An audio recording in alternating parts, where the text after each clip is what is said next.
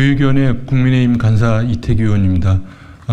오늘은 제가 기자회견 소개를 위해서 이 자리에 왔습니다. 그래서 잘 아시겠지만 지난 9월 7일 날 대전에서 초등학교 선생님께서 스스로 세상을 떠나셨습니다. 그래서 오늘은 그 선생님의 유족분과 또 대전 교사 노조 또 초등교사 노조 대표들이 오셔서 대전에서 세상을 떠나신 선생님의 그 사건에 대한 정확한 실체 규명과 또 고인의 명예 회복을 촉구하는 그러한 입장을 밝히려고 합니다. 그래서 기자 여러분들께서 기자회견문을 잘 들어주시고 선생님의 명예가 회복될 수 있도록 도와주시기 바랍니다. 네, 먼저 교권 회복을 위해 애써주시고 이 자리를 마련해주신 이태규 의원님 감사드립니다. 지난 9월 7일 대전 유성구의 한 초등교사가 악성 민원에 시달리다가 생을 마감했습니다. 서희초 신규 교사 사망 사건 이후 2달이 채 지나지 않았는데 서울, 전북, 용인 등 각지에서 보호받지 못한 교사들의 비보가 잇따르고 있습니다. 숨진 교사는 대전 관평초등학교에서 2019년 당시 가르치던 1학년 학생의 학부모로부터 아동학대 고소를 당했습니다. 고소장에는 선생님이 껌을 씹은 A 학생을 다른 아동들 앞에서 공개적으로 혼을 낸 일, 점심시간 급식실에서 친구의 배를 때려 지도를 하자 다른 학생들이 보는 앞에서 혼을 낸 일 등 7회에 걸쳐 정서적 아동학대를 했다고 적혀 있습니다. 대부분의 내용들은 교사가 정상적인 활동 중에 할 수 있는 생활지도 범주에 들어가는 것이며 검찰 조사 결과 역시 무혐의 판정을 받았습니다. 해당 학부모는 학교뿐 아니라 교육청에도 지속적으로 민원을 넣었습니다. 2019년 11월 교사가 본인 자녀를 다른 친구들 앞에서 공개적으로 지도했다고 아동학대로 경찰에 신고하고 학교폭력으로도 신고했습니다. 그 후 학교폭력자치위원회에서 교사에 대한 처분이 없자 그 결과에 불만을 품고 재차 민원을 넣기도 했습니다. 하지만 이런 어려운 과정 속에서도 고인은 교사로서의 본분을 다했습니다. 학생의 잘못된 행동을 바로잡아주고자 했던 노력들이 번번이 악성 민원으로 돌아왔지만 포기하지 않았습니다. 교직 환경을 개선하고자 지속적으로 목소리를 냈습니다. 고인은 마지막 가시는 길에도 본인의 신체 조직을 기증하고 떠나셨습니다. 많은 이들에게 삶의 희망을 선물하고 가신 것입니다. 이제 고인이 원하던 희망적인 교단을 우리가 만들어야 합니다. 지금의 학교는 학급 친구를 괴롭히는 학생을 제지할 방법이 전혀 없습니다. 지속적으로 제기되는 근거 없는 악성 민원을 막을 시스템이 없는 것입니다. 교권보호위원회를 요청해도 거절당하기 일쑤입니다. 벼랑 끝에 선 교사를 붙잡아줄 도움의 손길이 그 어디에도 없습니다. 고인의 죽음은 이러한 모순된 교직사회가 만들어낸 사회적 죽음입니다. 이에 유족을 대신해서 우리 교사노조는 고인의 순직 인정을 촉구합니다. 악성 민원을 넣고 고인을 모욕하는 언사를 지속하는 행위를 두고 보지 말아주십시오. 교사로서 최선을 다했던 고인의 명예를 돌려주십시오. 이 모든 일이 선생님을 우리 곁에 돌아오게 할 수는 없다는 것에 참담함을 느낍니다. 너무 늦어서 지켜드리지 못해서 정말 죄송합니다. 교육당국과 경찰은 이번 사건을 제대로 조사하고 수사하여 고인의 억울함을 풀어주길 간곡히 당부드립니다. 더 이상 이 같은 피해자가 나오지 않도록 학교 현장에서 교사를 보호할 수 있는 실효성 있는 방안을 마련해 주십시오. 삼가 고인의 명복을 빕니다. 초등교사노조 법률자문을 맡고 있는 박상수 변호사입니다.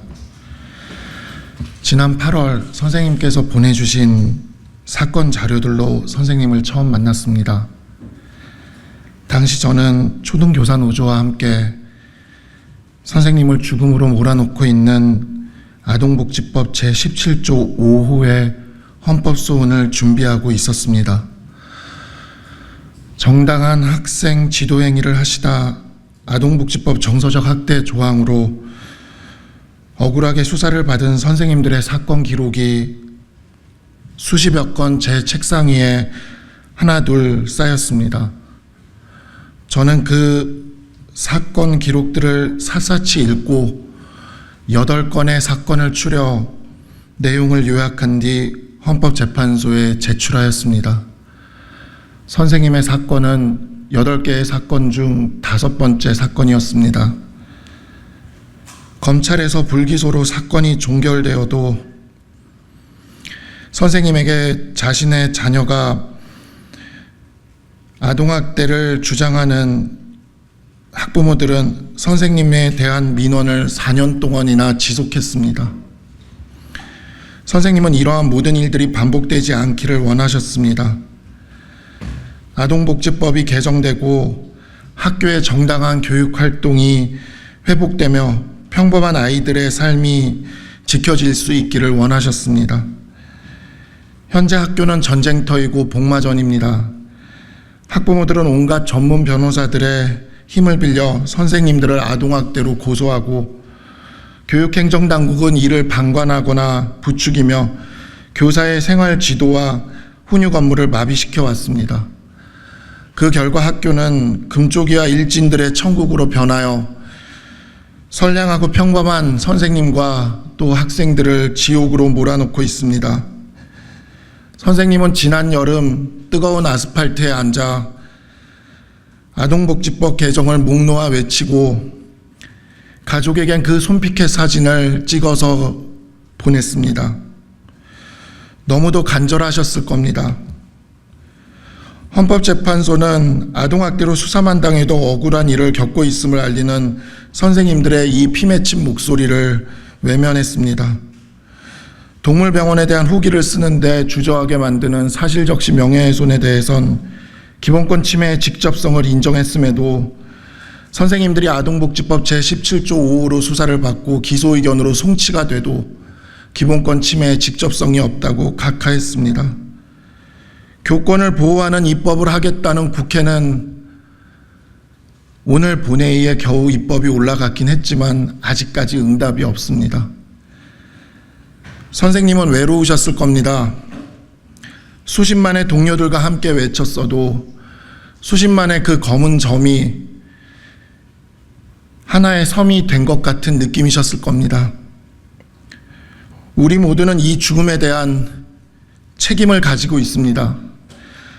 저 또한 선생님의 사건을 정리하여 헌법재판소에 제출했던 변호사로서 처음 선생님의 소식을 들은 아침을 아직도 잊지 못합니다.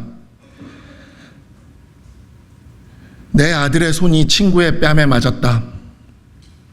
저는 오늘 이 기자회견장에 오는 길에 무수히 제 발이 땅에 맞았습니다. 땅이 잘못한 것일까요? 그러나 학교는 기어코 선생님을 학폭위에 세웠습니다. 그것도 가해 학생의 위치에서 세웠습니다. 친구의 뺨을 때린 선생님의 지도 행위를 아동학대라고 하며 학폭위에 세웠고 친구의 뺨을 때린 학생은 학폭위의 피해 학생이 되었습니다. 학폭위가 왜 존재하는 것인지 이번 사건은 자신의 존재 이유를 부정했습니다. 선생님은 우리 곁을 떠났지만 돌아가신 선생님마저 편히 쉬지 못하는 날선 말들은 여전히 우리의 귓가를 맴돌고 있습니다. 선생님을 극단까지 몰아붙인 절차의 진행자들은 여전히 침묵 중입니다. 선생님이 인민재판을 했다는 글은 여전히 인터넷상을 떠돌고 있습니다. 저는 돌아가신 선생님에 대한 정당한 예우와 명예회복을 바라는 유가족들과 동료 선생님들의 노력에 힘을 보탤 것입니다. 평범하고 선량한 다수의 아이들이 지켜질 수 있도록 학교가 진정한 배움터로 자리매김할 수 있도록 끝까지 선생님과 함께 하겠습니다. 이렇게 무너져가는 학교를 다시 세우기 위한 노력들에 힘을 모아주십시오. 모두 함께 해주십시오. 수십만의 검은 점이 섬이 돼서 사라지지 않도록 도와주십시오. 다시는 이러한 비극은 발생해서는 안 됩니다. 이대로 선생님을 홀로 떠나보낼 수는 없습니다. 안녕하세요. 이번 대전 초등교사 사건의 유족 남편입니다. 제 아내는 해맑고 명랑했던 선생님이셨습니다. 제 아내는 바른 것은 칭찬하고 그릇된 것은 꾸짖을 줄 아는 선생님이셨습니다. 그런데 제 아내는 어느 순간 웃음을 잃었고 바른 것과 그릇된 것을 말하지 못하도록 봉인된 채 교육의 동반자라고 여긴 학부모의 민원 속에서 그리고 교육당국과 관리자들의 방관 속에서 서서히 시들어갔습니다. 혹자는 이번 사건을 한 사람의 나약함으로 단순 개인사로 덮고자 할 수 있습니다. 그러나 저는 묻고 싶습니다. 가르치고자 하는 선생님을 학부모님들은 왜 그러셨을까요? 고통받는 선생님을 관리자들은 왜 방관만 하셨나요? 교권에 손과 발이 잘린 선생님을 교육당국은 왜 보호하지 않으셨나요? 그리고 이 물음에 답을 듣고 싶습니다. 각자의 변명이 아닌 아내가 꿈꾸었던 희망의 교단이 다시 돌아올 수 있는 해법을 말입니다. 이러한 답이 없이 아내의 죽음을 나약함이나 개인사로 치부하지 말아주시기 바랍니다. 그리고 운이 좋아 아직 살아 계시다는 선생님들에게 더 이상 운이 아닌 희망을 주십시오. 감사합니다.